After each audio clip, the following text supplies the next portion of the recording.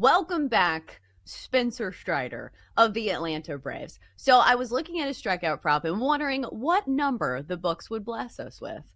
We got a 5.5.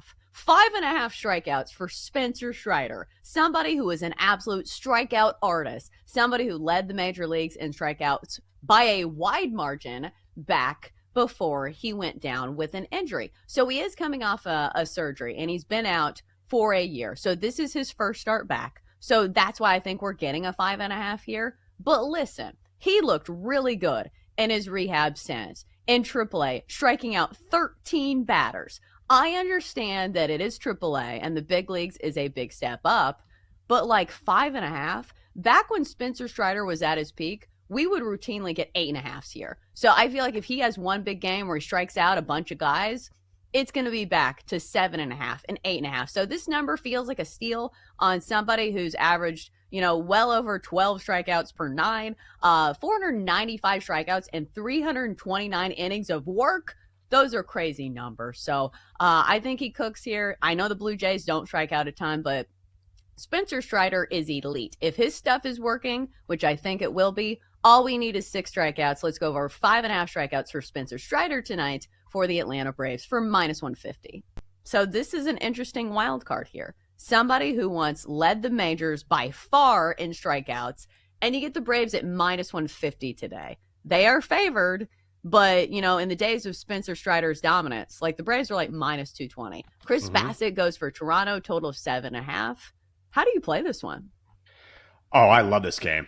You can get an 8. It's a little juicy, but you can go under 8 at -150. And I'm going to do it. I'm laying the juice today. Nothing to lose for this guy. Maybe it won't be a happy ending for me. Sometimes characters die. Maybe I'll die after this pick. Who knows? Who knows? Who knows how it's going to go down for me? But you mentioned Spencer Strider. He looks awesome, by the way. And he's also been working on a new pitch where, not a new pitch to the game of baseball, but he's sort of working on this curve that hasn't really been a part of his arsenal. So he looks better than ever. And then Chris Bassett has been awesome this season. 2 earned runs over 3 appearances in 18 2/3 innings. So I think it's going to be a great early game to watch. The Blue Jays are the 4th best under team in all of baseball. Jays and Braves rank in the top 10 to the under in the first 5. I'd look at that as well. But I think I'm going to go full game under -150. Ooh, I was looking at a first 5 under. You can get 4 for -105. You can get 4.5 for -140.